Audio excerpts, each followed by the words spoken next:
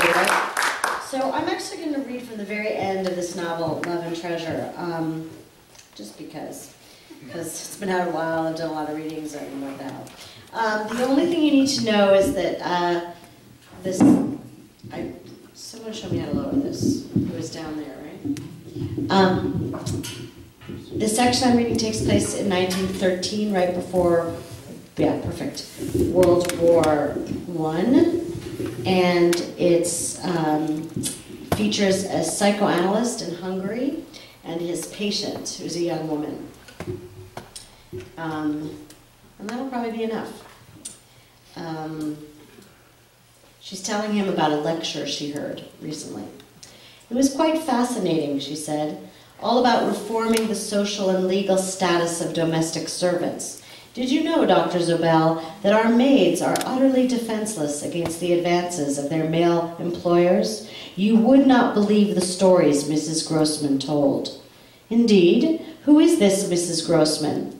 Janka Grossman. She has written on the subject of the rights of domestic servants for women in society. I'm sure you know that young boys of Pest are encouraged to use their maidservants for sex.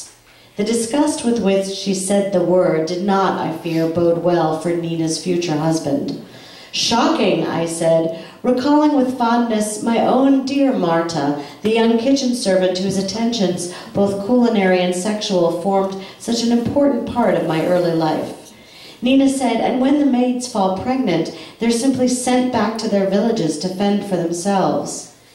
A wise and experienced girl, Marta used to rise from our nest beneath the warm eiderdown of her narrow cot in a corner of the pantry and clean herself inside and out with a solution of sodium bicarbonate and warm water. She remains to this day in the employ of my mother.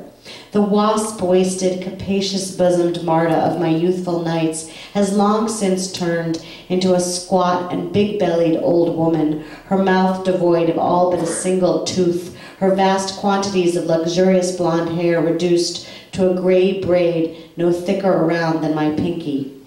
But still the merry eyes remain, and she is as fond as ever of this overgrown boy to whom the years have hardly been more gentle. You found this lecture very interesting, I said. Exciting, even. Inspiring, Nina said. Infuriating.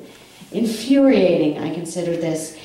In one of our last appointments, you told me about your father's sexual indiscretions. Did the lecture remind you of this?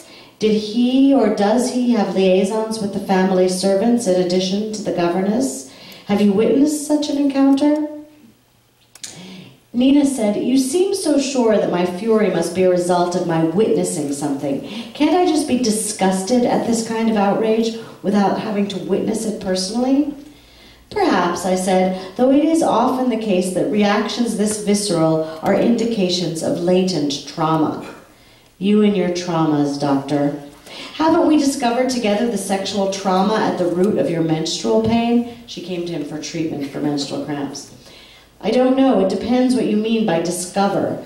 There was no lost or submerged memory that you helped me to recall. I've never forgotten that man at the stream. It was ugly and unpleasant, but no matter how I try, I can't think of it as so dramatic that it is sufficient to explain a lifetime of painful cramping. Our unconscious minds are difficult to understand, I said. They function very differently from our waking selves. I once had a patient who was unable to tolerate the taste of dairy products merely because years before she witnessed a cat lapping milk from a bowl, an incident that caused her no more than minor disgust at the time. Once she recalled the incident, the symptom disappeared, and she was again able to enjoy her coffee with cream. Well, Nina said, it remains to be seen whether or not my symptoms will disappear. When do you expect your menstrual period, I asked. In a couple of weeks. I have high hopes, I said. You, Nina said, are a very optimistic man, Doctor. Perhaps I am. Can I encourage you to indulge my optimism for a while? Why not? Consider again the question of your father's relationship with the servants. Are you sure there wasn't an incident, perhaps one long forgotten, that caused this morning's lecture to be particularly interesting to you?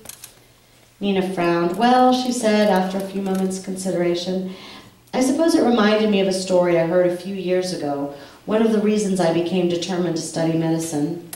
I leaned forward in my chair, hoping that we might again be reaching a point of breakthrough. Indeed, it's nothing I witnessed myself, or rather, the incident itself is one I heard of only secondhand.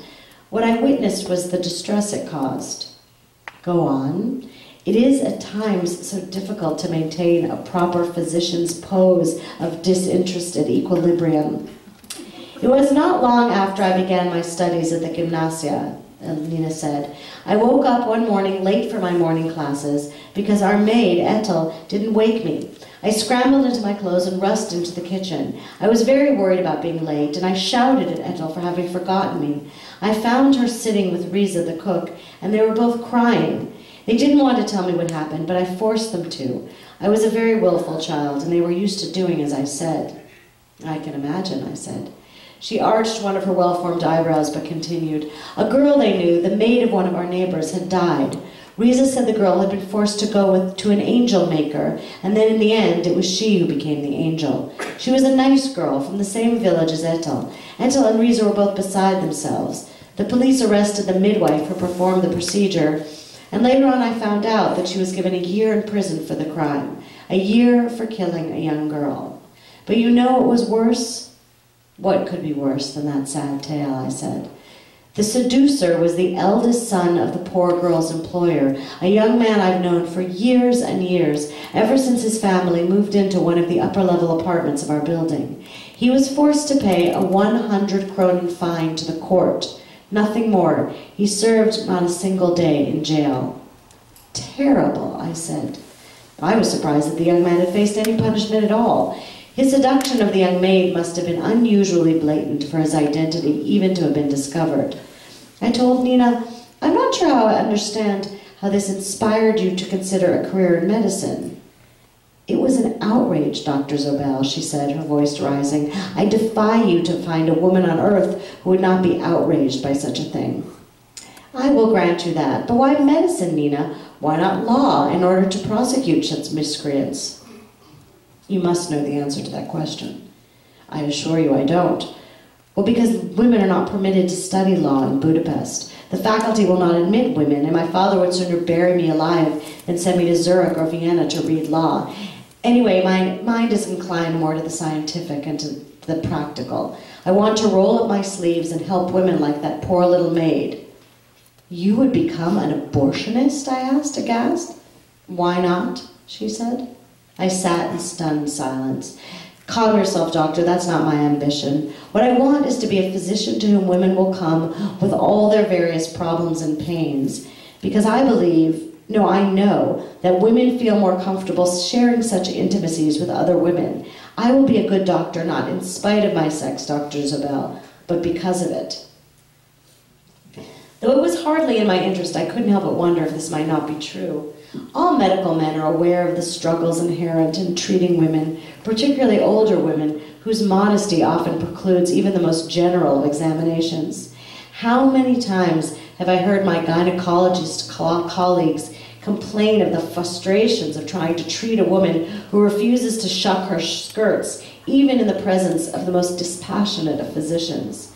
Some have even sought my assistance in figuring out ways to convince their patients that their doctors find no sexual satisfaction in scrabbling about in ancient and malodorous vaginas.